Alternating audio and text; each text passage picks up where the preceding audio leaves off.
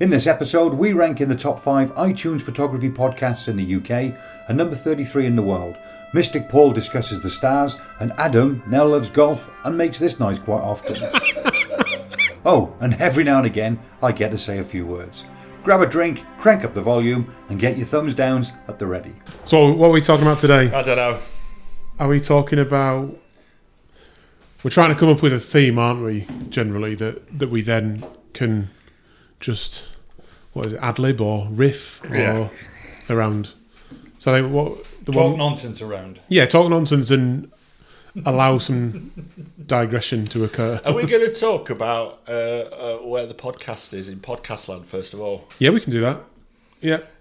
So I put a little story up on Instagram the other day because, as you do when you're doing this kind of thing, you want to have some idea of how you're performing, don't you? So I had a little look on iTunes the other day because I think about 60 or 70% of our listeners on the podcast are listening via Apple Podcasts. What we get in podcast land? So in total, about 1,500 listens in the first couple of weeks. Per podcast. Per podcast, that's yeah. Just in audio land, isn't it? That's just on the podcast, yeah. So when you type in, if you go into iTunes on a computer and you type in photography, we now appear to be 35th in the world, which is and nuts. how many else? Is there only 35 podcasts? No, there's a lot more. I mean, it goes into more pages than that, but I think that's pretty good. It does move around a little bit, but we've been a bit more consistent recently, so it's doing slightly better, I think. When you click on it, if you are thinking about subscribing, we now have 63 reviews, 60 of which are 5-star, and 3 of which are 4-star. Brilliant. And some great reviews. A couple of that have come in more recently. Great work, chaps. Looking forward to the next one, and a sort of simple one like that. But then, so this next one, I wanted to let you know because it says rather than being in a formal setting, I like that it's basically 3 experienced photographers talking about random topics, mostly related to photography. So I've got to disagree with that. I've got to disagree loosely with the 3 experienced photographers. I think we'll say 2.5. Yeah, 3 randomly experienced photographers or marginally experienced photographers. Life experience, maybe. Loosely talking about photography. But then he goes on to say it's basically a podcast about sharing their wisdom. Again, I'm not sure that's the wisdom. word. No, unless it's talking about teeth. Well, we haven't got any of them probably between us. I haven't because you've got you're false teeth, haven't you, Gary? I haven't got no, certainly no false teeth. I got a gold one. Have you? A gold tooth. But we're focusing on that rather than teaching hard skills. Yeah, I think that goes back to the opinions thing, and is everything's an opinion with us, and you might disagree with our opinions, but their opinions are the 3 lads. I like the comments that say you look like 3 lads sitting in a pub talking proverbial. Yeah, because I think we are, aren't we? Yeah. But we're not in a pub. Is that because we've got beer bellies? Is that what they're making reference to? I've lost the breathing in, desperately breathing in. Just brush it off. So 35th in the world. I wonder where we are in the UK.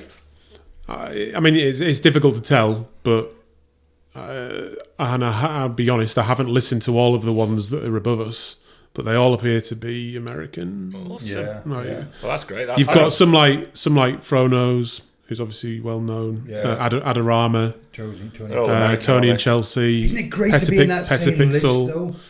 You know what I think? I think it's great. I think Ted Ford as well. Obviously. Sound patronising, but really got to thank the people that are taking the time to listen, because it's the guys that are listening that are. Well, if nobody listened, we wouldn't be anywhere, would we? Yeah, and I think we've kind of got our heads around the audio. There's still some issues on YouTube. If you're watching this on YouTube, then there's still some issues with the video at times. But we've got a multicam setup, which is fine, but it takes some doing.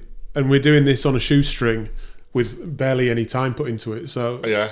I mean, we're even in your kitchen today, aren't we? We are in my exactly. kitchen. Yeah. And it's free.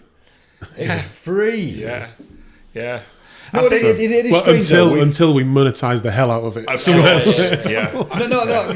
Yeah. I mean, people watch it. It's completely free for them. So when sometimes you get people's opinions, and they that's could be Gary quite and his phone again, or quite rude, and like we mentioned earlier, people must understand that we actually just turn up and do this. It's a day out of our working life, and we sit here and do it for nothing. But the thing is that when I've read a lot of the comments, none of the comments have really been nasty or rude to you or to him. It could be general.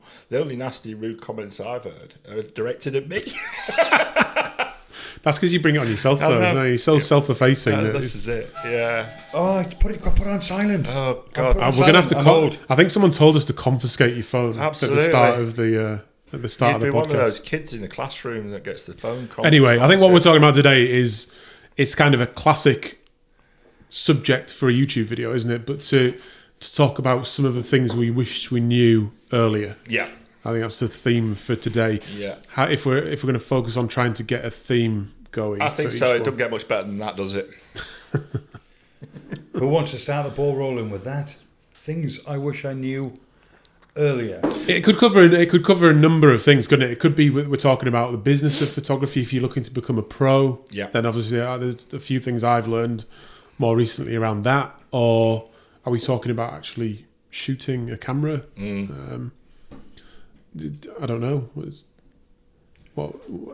It's difficult because I'm not sure whether to answer that as a photographer or a vlogger. I think as a photographer, basically, Yeah. From this point of view. Because it's different, isn't it? It's very different. It is. One thing I will say is I was very late to the game to digital photography, really late to the game, and I wish I'd have known earlier the awesome benefits of shooting digital. Because I was always a proponent, and I've said it before on the podcast, that shooting digital was cheating, and that was a dinosaur approach, in my opinion, these days. And what it did is it gave me all the leeway that I wish I'd have had in the darkroom when I was shooting film cameras. That's a good point, because I think one of the things generally, and I've been guilty of it, but I think a lot of people do it, is being almost closed-minded to new gear. Do you know what I mean? So that we're getting a bit of that at the moment, aren't we? And we've probably been guilty of it. Of are we being resistant to mirrorless cameras? I think we were called dinosaurs, and that's fair enough. And I can understand why people mention that. I mean, I don't think we are we? But being open-minded to new gear is definitely a good thing, because we mentioned it before. How long is it going to be before we're shooting everything on here? Yeah. I think if that happens, do you want to be riding the wave of that, or do you want to be moaning about it 10 years too late? Do you know what I mean? I mean, when you're still trying to tell everyone that why worry? I don't check any new gear out because I don't need any new gear. I think that's the key, isn't it? The minute you need new gear, then you look at it. Start doing your research and looking. And then maybe weight will become a factor. What about the lenses that are available? And then the tech specs of the cameras themselves. But at the moment, I still use my Canon 5D Mark III. I've absolutely no need to go and buy another camera, upgrade, cross-grade, whatever you call it. I'm not interested. I think that's where it got lost a bit with that mirrorless versus DSLR debate, because people took it the wrong way, that we were dissing mirrorless. Well, the new A7R Mark IV, is it out at the moment? Yes, it should be announced, doesn't it? Rave reviews. And if I was going to change my setup completely, then I would possibly look at mirrorless, but it would be because I'm a Nikon freak. It'd be Nikon. But I'm never in the market to completely change to mirrorless at this moment in time. I don't think I'm saying be open-minded, or not. Don't be closed-minded, but. That doesn't mean you've then got to just go and buy everything. It just means be open to it. So I am open to the idea of getting a Sony A7R Mark IV, the new one, whatever the new one is. 61 megapixels, isn't it? Full frame, amazing video features, which is something I obviously think about. It's going to, as I understand it, it takes amazing images. Yeah. That's something I'm open to. But then on the other hand, do I need 61 megapixels? Because that's what it's a good number to sell cameras on, isn't it? The camera companies are sort of almost convincing us that we need more megapixels. when most people probably don't. No. But if the option is there to have it, we talked about that desire thing last week. If the option is there to have it, then I'm open to thinking about it. Full frame, 61 megapixels, great image quality. Sony lenses are getting better all the time. Like it's definitely on the list. The issue you got with Sony is if you shoot Sony and you've got all the lenses and everything that go with it, then it's going to be an easier decision to make. But I shoot Nikon, you shoot Canon. Yeah. I'm going to wait until I need to change my 850 before I buy the Z7 or the Incantation after that. I'm not going to change to mirrorless just for the sake of changing to mirrorless. It's a different kettle of fish if you are looking to buy a whole new setup. Yeah.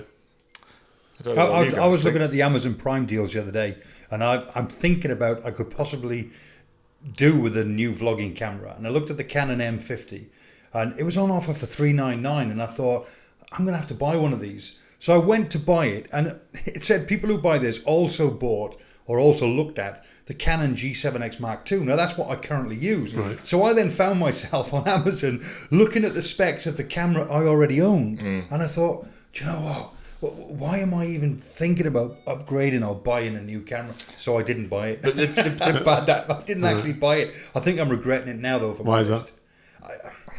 There's only one thing wrong with my Canon G7X Mark II, which is a brilliant camera, by the way, is I can't plug audio in. Yeah, but they brought a new one out, haven't they? Am I completely wrong? But they brought the G7X Mark. No. Something, not to my knowledge. So somebody, well, I'm not going from knowledge here. I'm not going from knowledge here, but somebody did. Somebody texted me the other day and said that they brought one out with the mic adapter, but I might be completely wrong. I might be wrong, but I've not seen one, not to my knowledge anyway. But that's the only thing wrong with mine is because sometimes, I mean, the microphone on my camera, my G7X, if you think I'm holding it so far away from my mouth, and the microphones really go up with a bit of fluff on them, but it picks up your voice fantastically well, even on a windy day. But sometimes when you're talking into a microphone and the wind is howling around, isn't that part of the story that you're telling? You're on top of a mountain with the wind all around you, and you want, can you hear me now? Because it's really loud because the wind's blowing. Isn't that part of the storytelling when you're vlogging? I think maybe it is. Maybe. I think it is. So I actually thought, you know what? Sod it. So I didn't buy it in the end. Yeah, the new one, it's on pre-order, which is the G7X Mark III. All right, okay. 700 quid. It says microphone connections allow high quality audio to be recorded and monitored in real time. That might be a game changer for you. What focal length is that? Oh goodness me, I've gone off it. Because that's the thing. Focal length, high quality, f1.8 to 2.8. Is there any pictures there? 4.2 to 24mm zoom. Yeah, what's that? Is the crop factor on that as well, isn't there? Because I think you need to. Personally, for me, I want for the vlogging camera, I want the wider angle than 24mm. Because it feels. Because you got a big head. Maybe it is. Physically big. No, it sometimes feels like people are coming through the screen if it's at 24mm. That's going to be a big seller, is that? Well, there's a slight problem with it already. What's that? Where do you mount your microphone? Oh, well, has it got a hot shoe on the top? No. What's that? No, it hasn't, has it? No. So again, brilliant, but that's a slight issue with it. That just looks like my camera. Well, it will be. It'll be a similar body, won't it? They're not going to change. They're not going to change a proven formula being lightweight and everything else. Okay. But it's got a microphone. Yeah, 700 quid. Yeah. Jeez. So 700 quid's a lot of money, isn't it? But it is. But vlogging kit aside, so what do you wish you'd have known earlier? Going back to topic. Yeah, you're way quiet. Going off topic, aren't we? I mean, there's a lot of things around the business of photography, I think, that kind of I wish I'd known earlier, particularly about some of the people that you come across sometimes. Like I was the victim of a Facebook destruction the other day. You were? Yeah. Based on, mostly from some other professionals, but... I guess I did know that. People are like that in life, aren't they, generally? Explain that then. Explain what you mean. He was character assassinated on a I don't want to particularly get into the details of that, but like it's when you get the reaction from other photographers and this idea of like just pulling photographers apart for no reason. It's just it's whether it's a bit of jealousy, I don't know, or a bit of, they're worried about their own cash flow, I don't know, but I kind of wish I'd known about that a little bit sooner. Just to, particularly now, I guess, to sort of arm yourself against it and not worry too much about what's being said about you. Because it doesn't do any good, does it? Worrying about what people are saying about you. You just got to, No. As long as you've got good intentions, and you know what you're doing and why you're doing it, then. Do you not think it's really rude though? Because I don't expect everybody to like me, but if you don't like me, just go somewhere else and don't bother with me. No, I'm of the opinion. I'm the same thing. Is if I don't like a video or I don't like something somebody said, I just think to myself, well, I don't like that. Just but move I on. won't start to get personal or write negative comments. But that's just me. Other people. I mean, you choose to put yourself out there, and you open yourself up to criticism, don't you? So it's fine. But what bothers me is when you see photographers pulling each other apart. It doesn't do anything great for the photography industry or the photography genre generally, when most people, the vast majority of people, are just doing photography because they love it. And they're going out to take photographs and they're associating with other photographers because it's fun.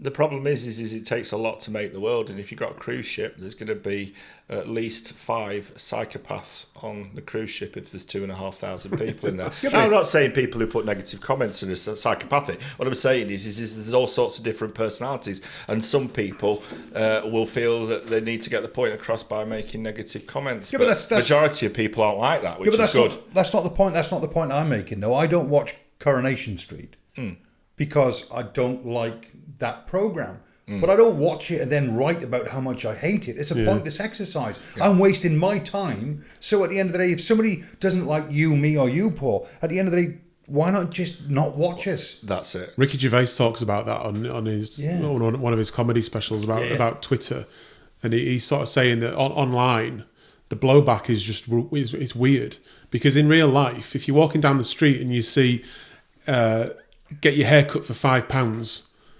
People don't think, what? That's £5? That's too much. Yeah. And then people don't do that. Yeah. They just walk past and think, oh, okay, that's not for me. Yeah. But people don't do that online for some reason. It's like their fingers get going and they do. But that's just like you feel obliged now to walk up, open the door, stick your head in and say, who's the owner? I think it's outrageous charging £5 for a haircut. But you don't, like you say, you just walk on. But for some unknown reason in the social media world, people have to tell you it's crap. And it's nonsense. Yeah. Jeez, get over yourself, for God's sake. Get over yourself. If I don't like vloggers, I don't watch them. The vloggers I do like, I watch them all the time. And it's dangerous turning into a bit of a rant, this, isn't it? Yeah. But the thing is that I agree with you. If you don't like it, don't watch. But just be careful sometimes what you say, because it can. I'll give you a photography tip, right? I've got a good one as well.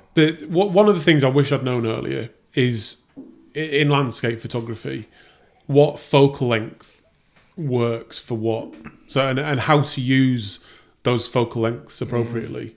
Because I think probably earlier on, when I was doing landscape photography, particularly once I started investing in decent glass and stuff, you kind of get this idea that a wide-angle lens is a landscape photography lens, like an extreme wide-angle sort of 15, 16 millimeters. Yeah. You kind of, that felt like it was made for landscape photography. And it is for some instances. Yeah, to get those big wide vistas.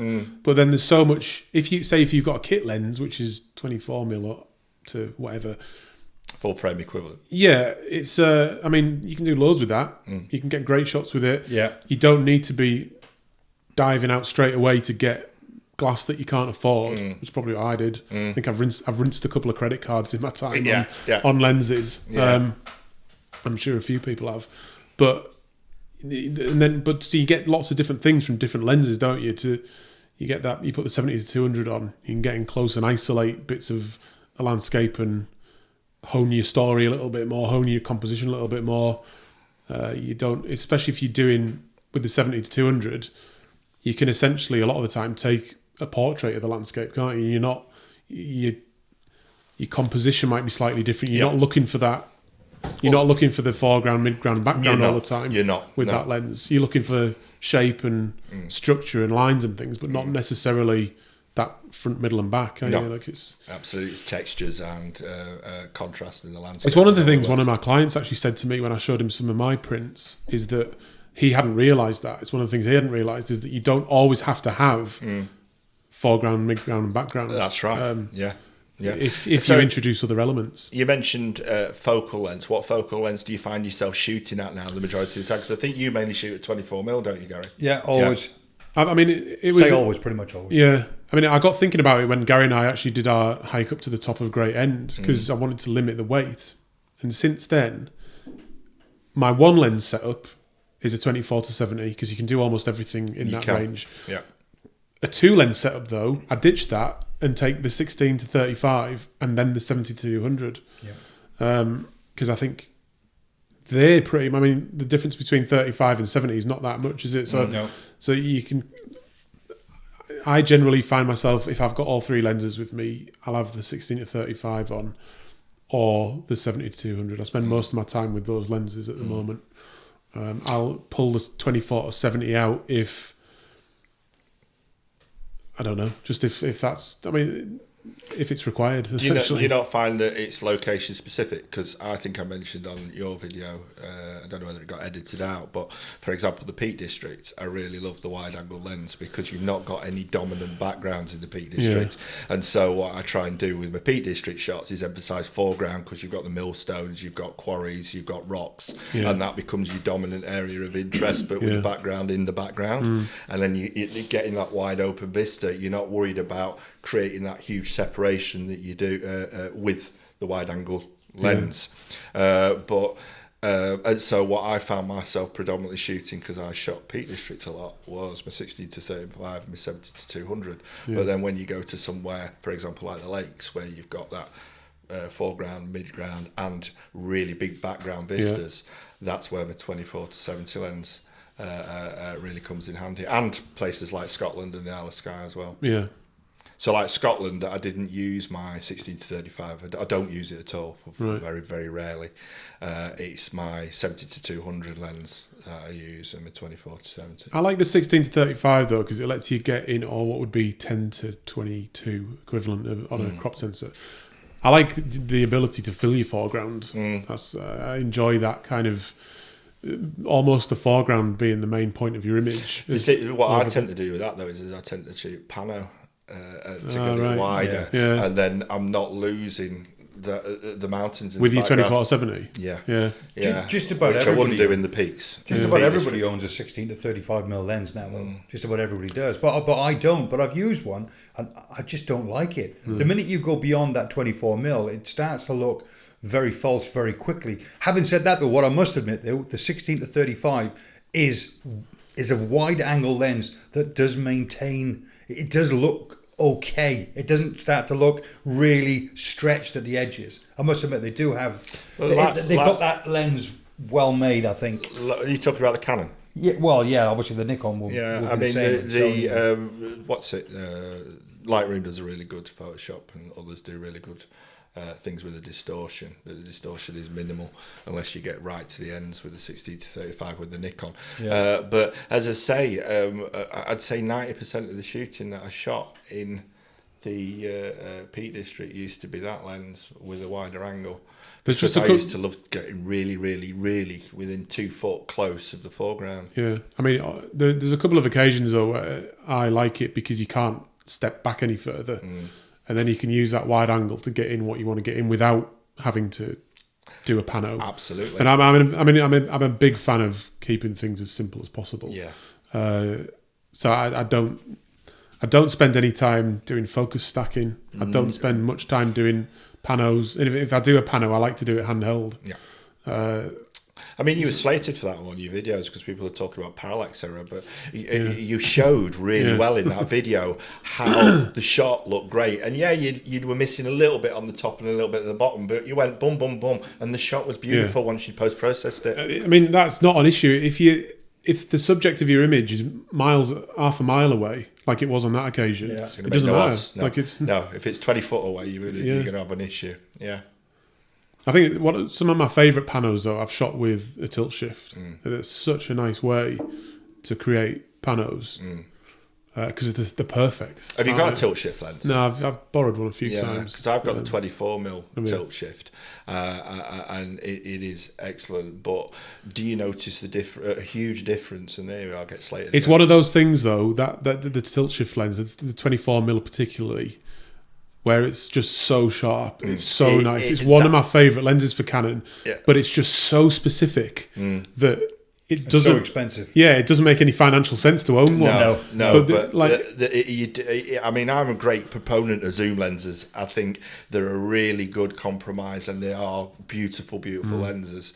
But I can see the difference when I shoot my 24mm prime tilt shift lens. It is beautifully sharp. And it's a good way to control the depth of field as well if you close into stuff as well, isn't it? Yeah. With the tilt. You've got to know what you're doing though, because you're constantly fighting between focus, shift, or tilt, I should say. I know. I spend a lot of time banging on about focusing less on the technical skills and more on the artistic side of photography, but as a fun thing to do with photography in the technical area, a tilt shift lens is great for that, isn't it? It's so technical. And it's fun as well, isn't it? But you've got to have the patience of a saint because it is frustrating. And the people that shoot tilt shift photography from a landscape point of view, getting everything pin sharp front to back, they are excellent technically at what they're doing, because it's tiny, tiny movements. Of the controls that makes the difference between it being sharp front to back, but also just having the plane of sharpness in the middle of the shot and it being blurry bottom and top.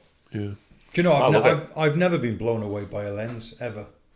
I use a 24-105mm lens so much we got 3 of them in the studio because I use it for everything, all the portraits, all the weddings and everything, and everybody tells me, oh, it's a rubbish lens and it's soft, and I don't have any issues whatsoever with those lenses. And I've never ever put another lens on. The 70-200mm lens, that's probably my favourite lens. I have a 100mm macro lens as well that I use, and that is definitely a sharp lens.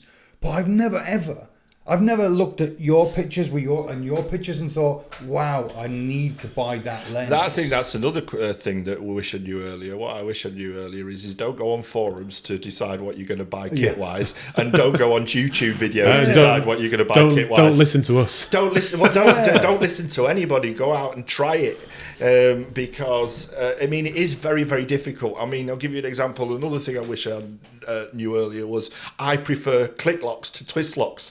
From a tripod, but it wasn't until I bought a twist lock tripod that I realised I preferred click locks. Now that doesn't mean that I'm saying that click locks are better than twist locks. All I'm saying is I prefer click locks. No, that's a good you know point. what I mean? And that's the difficult thing. But don't take for verbatim what people are telling you on YouTube and on forums. But again, it's don't be blown away by the name of kit, because, as I say, a lot of people will say that they absolutely love it. But personally, I think the build quality of the Gitzo is not worth paying £600 for a tripod. I'm not saying the Gitzo are rubbish. I'm saying that if I bought it again, I wouldn't pay that amount of money for a Gitzo tripod when there are other tripods that seem to be doing the job just as well and don't fall apart. Sounded to me like you were just slagging off Gitzo. I'm slagging off Gitzo. Go on, everybody comment and tell me I'm talking rubbish. Paul G. Johnson. Yeah. So when we start to monetize this, like we kill this channel with monetization, we're not going to be getting Gitzo on, are we? You know, in all seriousness, it's the same thing. Like, you could drive a car and you can say, oh, I don't like that car. I don't fit in it properly. It don't work for me. And I could say, well, I love it. Well, it's an opinion. I've got an opinion on my tripod, and there'll be loads of people out there that have got those tripods and think they're awesome, but I'm not having a go at you. Yeah. No, if you think about it, on lenses, if you spend £1,000 for a lens, you want that to be perfect. There's no way you're going to spend £1,000 and then write and tell everybody it's rubbish. Even if you weren't 100% happy with it, you'd feel a Burke yourself. So more often than not, you're going to write in a very positive manner, and if there are some slight negatives with it, that'll be almost like a PS at the end of a letter. Do you think that's why people get cross with me when I say the 10 to 18mm Canon is rubbish? Yeah. Is that what it is? I'm glad you said that, Adam, because that's going to take the heat off me with Gitzo. No, but it's like if manufacturers send you equipment at the end of the day, and I've done it myself. We've all been guilty of it. The last thing you ever want to do is start slagging it off. Yeah. It's true. It almost becomes it's a sponsored ad the minute somebody sends you something. I don't think it is. I think if they're going to send you something and they're not dictating that the terms of the sponsorship are that you've got to big it up, which I would send it back and say I'm not going to do it, then you be 100% honest. I've done it. Somebody sent me equipment and I told them that I didn't like the equipment and I'm not going to review I did exactly the same with, funny enough, tripods. The Chinese company sent me some tripods and I said, this is absolute rubbish. I can't review it because it's going to be a negative review and I wouldn't review it and I wouldn't give it away because I was going to give the tripods away on my channel. Did you send it back? You know what they said to me? Can you send it to such and such other person in the UK? They weren't vloggers, so what they did is they just sent it to some guy who ordered one. Right, to a customer. Yeah, to a customer. Oh my god. Yeah, and they were absolute trash. They wouldn't even hold that GX7 camera. Do you know what a company did? Do you know what a company did to me? They said, "Right, okay, we're glad that you've agreed to review. I think it was a tripod I was doing. So this is what we want you to do: buy it from Amazon. This is the code." And then when we've seen your review, we'll give you your money back. Yeah. I've had a couple of those and I've said Really? thanks, but no thanks. Really? I mean, come on. I said, when they contacted me, I said, contact Gary Goff, he'll do it.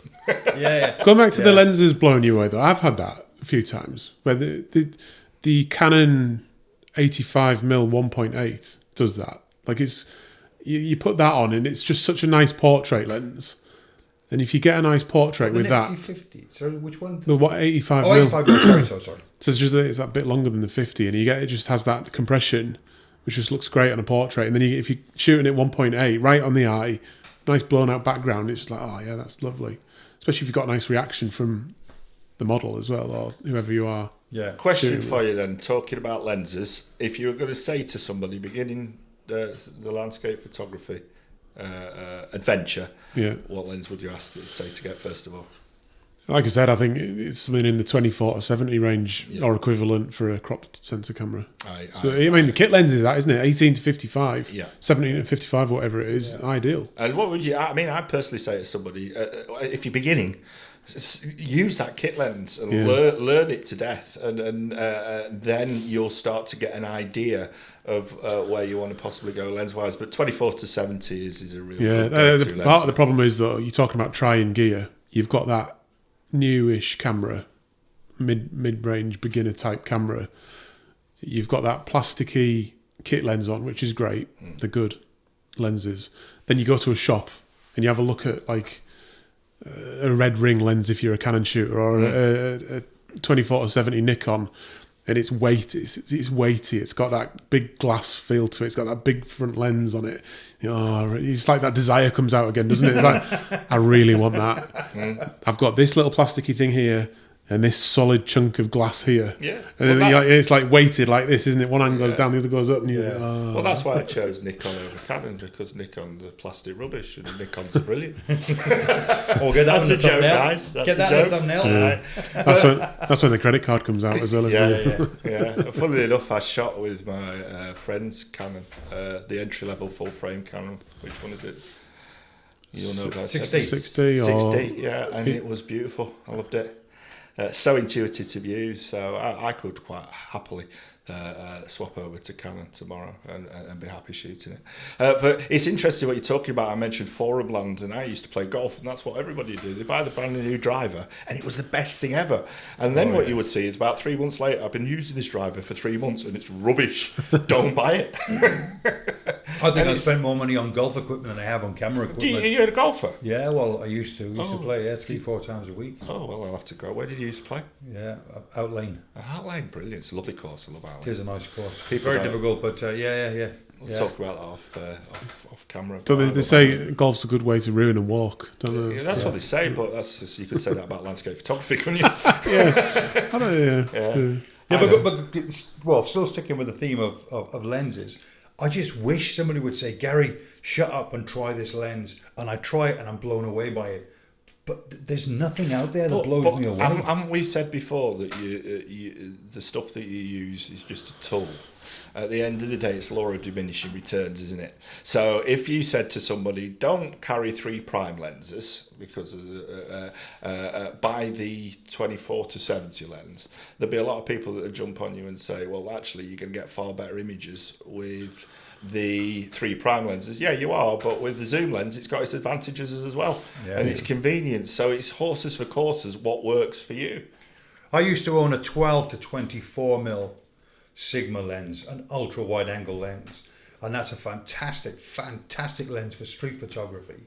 If you want to tell a story and just go wide and capture everything's brilliant. But you see, you take that out in the land and take landscape shots with it. It's just dreadful. Yeah. Because then the edges are and that's the best description I can give it. It's just awful. Awful. Yeah. I just sometimes what I found with myself and other photographers with lenses is you've kind of just got to go through your own journey.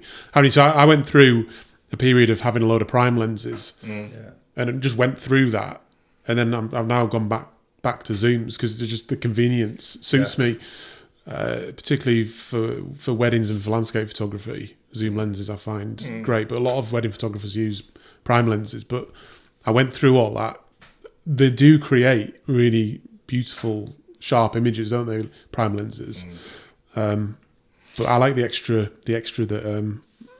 convenience. But you've learned that from experience. So I mean that's what I would encourage people to do, like just to go through their own process. Like, I mean, if you need to rinse a credit card, but it's dear though, isn't it? It's dear. But I can use the golf analogy. I mean, you play golf. How many people do you see who start golf and they come with a brand new car and a brand new electric buggy and all the top of the range kit, and they can't hit a ball? Whereas the really, really good golfers have normally got an old set, because what they've done is they've gone through that process experientially of trying that driver, that didn't work, and then they find the kit over a period of years that really works for them. Not the piece of kit that 1 in 10 shots works well, but works day in, day out as dependable. And the only way you can get that, particularly with photography, is the experience of using stuff. So going through that process of your prime lenses and realising, for some people that prime lens thing would work, but for you personally, you prefer to go another route.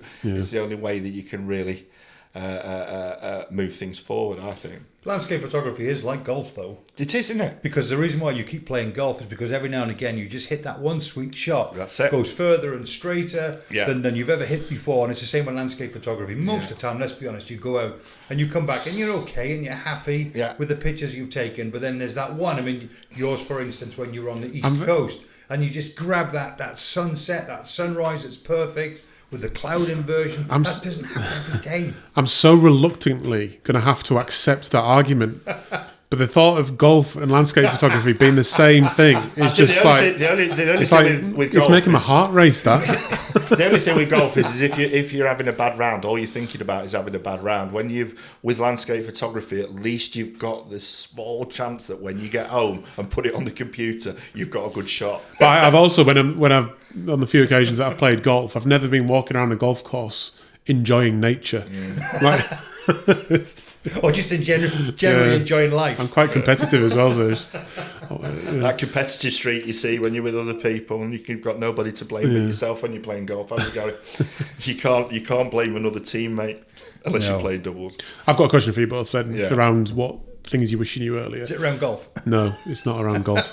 Is there anything you wish you knew earlier around planning a landscape photography shoot, or planning any shoot really?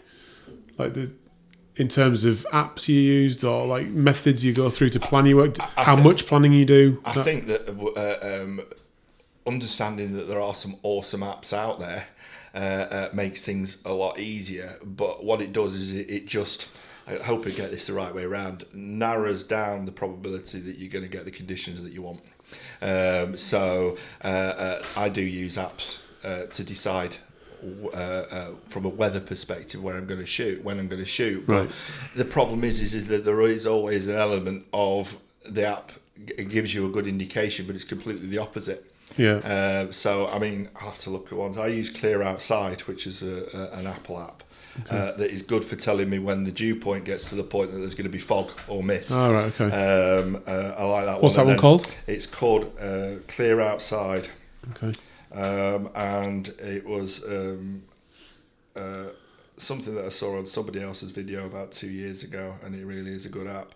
So it basically comes along and tells you each time what the total cloud formation is, whether it's low cloud, medium cloud or high cloud. It tells you what your visibility is and the chance of fog and also the chance of rain. But my favourite one, and I had to end up paying about £2 a year for this, or £2 in general, is called Golden Hour. And it tells you what the light index is going to be like and the sky index is going to be like. And so, for example, Pudsey tonight, the light index is going to be 10 out of 10 for a shot, and the sky index is going to be 9 out of 10. I've got clear outside there. So, for example, the sky index is telling me perfect scattered clouds, light breeze, leaves and twigs move, excellent chance of best shooting conditions. And the light index says little clouds, light breeze, excellent opportunity to utilise the golden hour and blue hour. And I've found that 9 times out of 10, it's accurate. Right.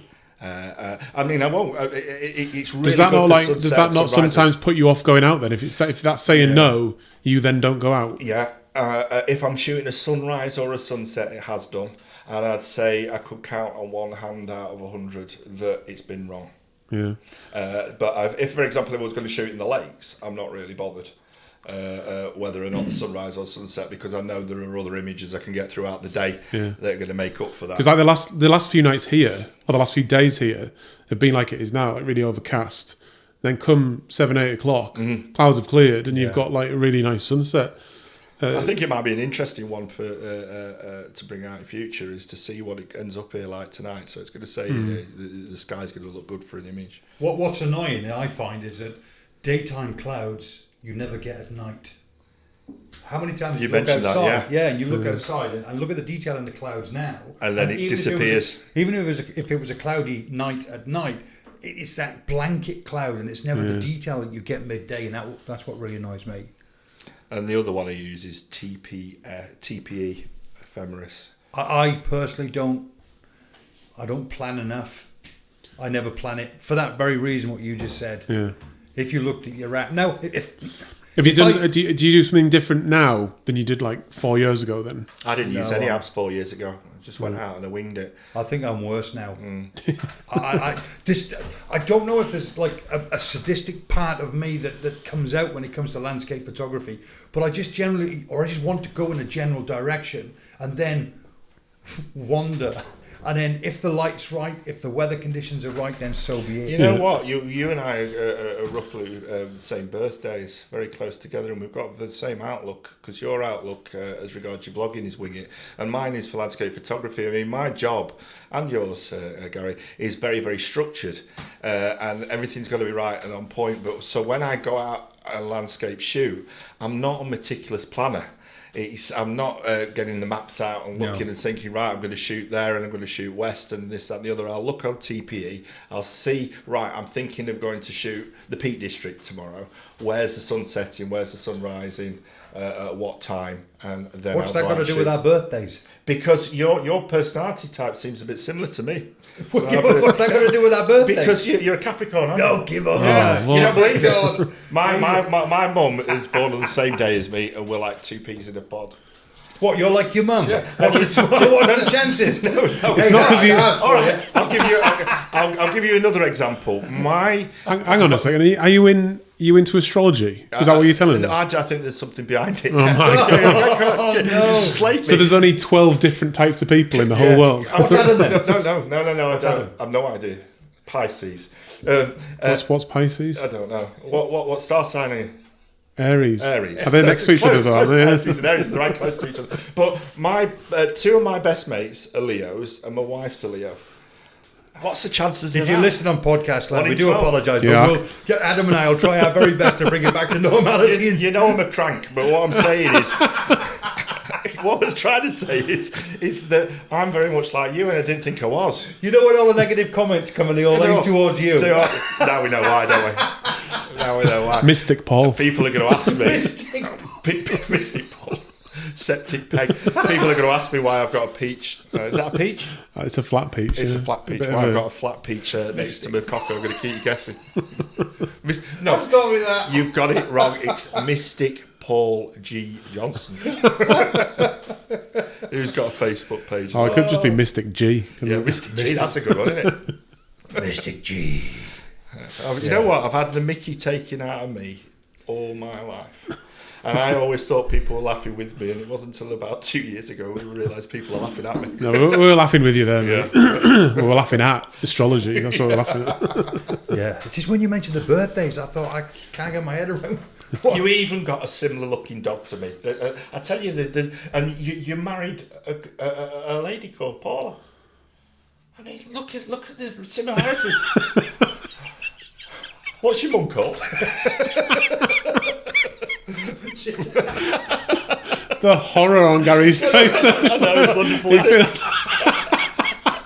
He feels like he's partially married to you now, Paul. You've got shorts on. Oh my God, we've got glasses. And we both have children. And we've got most of her hair. Even And we both live in a house. Oh my God. So similar.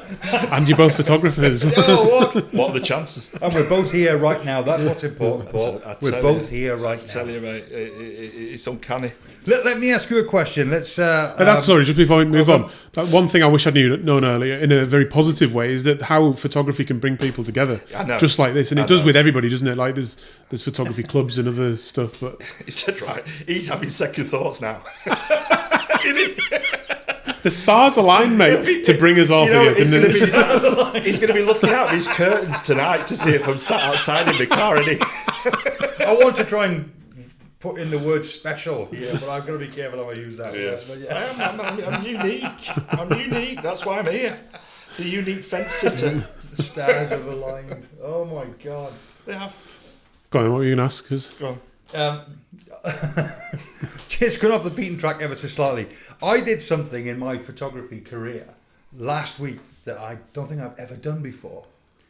I took a selfie of me stood on a mountaintop, but people do it all the time, and I never do. I understand about putting people in for scale and so on and so forth, but so many photographers actually take a selfie. Yeah. And I never do, but I did last week. How are we doing for time? Yeah, we're doing all right. I'm just going to say, because it ties in really well. Look at your crystal ball and you tell us. I'm saying we've got 10 minutes left. We were talking about the lavender fields on another episode. There's a guy called Seamus who listens to podcasts, so thank you very much, Seamus, for your message. But he sent me an article that is saying how the lavender fields are being ruined by photographers, and it actually wasn't aimed, it was a blog post actually, and I don't know who wrote it, but it wasn't aimed at landscape photographers per se, it was aimed at Instagrammers. Yeah. And the Instagrammers are going to the lavender fields, and they're all jumping all over the lavender fields themselves in twirly dresses and stuff like that, taking images. Oh, really? Yeah, so much to the point that the farmers on the trees behind are putting huge signs up on blankets saying we have to make a living too, to stop people from taking those vista shots in the background. So it's all that selfie generation of taking pictures. I won't publish mine now then. No, as long as it's not in the lavender fields or you're jumping up and down somebody's crops, you're absolutely fine. Oh yeah, doing star jumps. Yeah, where we were at Haystacks last week, and talking about the Instagram fraternity. There were guys that were goading these two kids to go as close to the edge of the cliff, and they were, honestly, I was looking at, and it scared me. Terrifying. And I was just thinking, what are you doing? But of course, that's what they do now, isn't it? They want that dangerous pose. My young lad, he's 9 and he's clocked on. So frustrating. Because he's watched stuff where people have been hanging off buildings and it doesn't show them falling, but they've slipped. Yeah. And he says, "Dad, I'm never going to do that." I think they've got a life cycle though, haven't they? I think people get used to seeing that kind of stuff and just get bored of it eventually, and it'll move on. Because it's a bit like us. It's already at the point where it's so extreme that people are dying, isn't it? Some of the stuff, standing on railway lines, hanging off buildings. Yeah. Like, how many more have to die before people think, let's not bother? It is tragic though, because what people are doing, as you say, standing on railway lines to get views. And that whole generation, we mentioned it before, there is a young generation that are desperate for notoriety, and their notoriety is putting themselves in danger. But didn't we all do it when we were younger? Do we all do stupid things? You know, Yeah. I remember waking up and sat up in bushes upside down. After I think it's about the intent of why we did it tequila. though. Like when we were younger, I did some daft stuff on my mountain bike.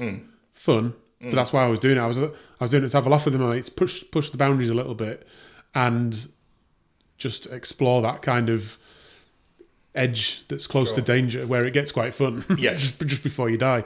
But I think now a lot of that you do that probably for the same reason, but then you post it online and you get a load of praise for it. And then it becomes something different then, doesn't it? And if the intent then becomes about getting the reaction rather than exploring that part of risk and reward. Because I mean, when we were doing it as kids on your bike, your mates would all laugh at you and call you a knob, and you wouldn't do it again. But I guess it's the same. I guess it's the same thing scaled up though. Yeah. Rather than just impressing a couple of your mates, you're trying to impress everybody. So I mentioned this as a light-hearted topic, and all of a sudden we're talking about death and that is the. But it was you talking about kids at the edge of cliffs. Oh, was that my fault? Yeah, you're fine at climbing cliffs anyway, because you're a goat.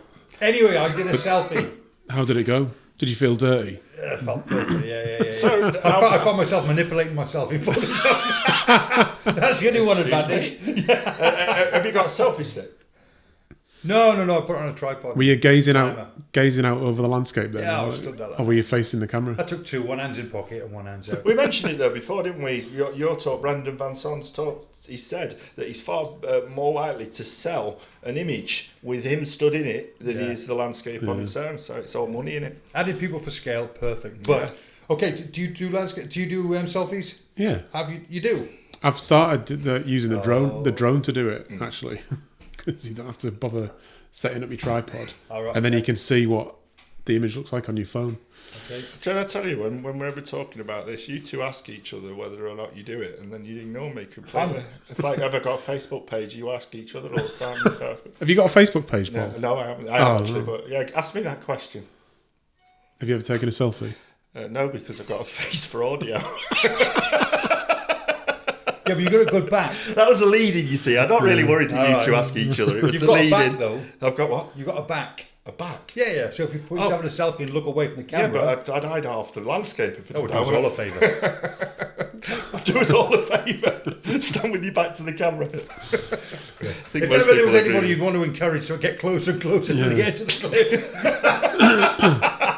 I think this has been like a perfect example. If this is the first episode you've ever listened to, it's a prime example of what the Photo Nerds is all about. Is that we loosely have a title. Yeah, we try to stick to it, but when we don't, we end up talking about death. Prime reason not to listen. Maybe we should change nerds for knobs. Yeah, I think. Well, did you see the comment on my channel when I posted about being a nerd? He said you're a nerd, so you should understand what you're talking about, and then gave us an essay. I was gonna. I don't think I did, but I was just gonna reply by saying nerd. Yeah, nerd. But we don't come. We didn't mean nerd from that point of view, that we know everything about everything, did we? We were just talking about that we're geeks who love talking about photography in general, right or wrong. Yeah. So. I was trying to find a picture of myself. I think that wraps it up, doesn't it, for this episode? 55 minutes. 55 minutes. By the time we've you're not going to see this, edited Gary's inappropriate bits out, it'll probably be like that's right. 54. Yeah, so 54. You've not done so bad this time, Gary, and I've looked at my phone more than you have. So that's 55 minutes of your life you'll never get back. That's right. You're welcome. But thanks for watching and listening. Absolutely. Thank you very much, guys. See ya. And ladies. Cheers.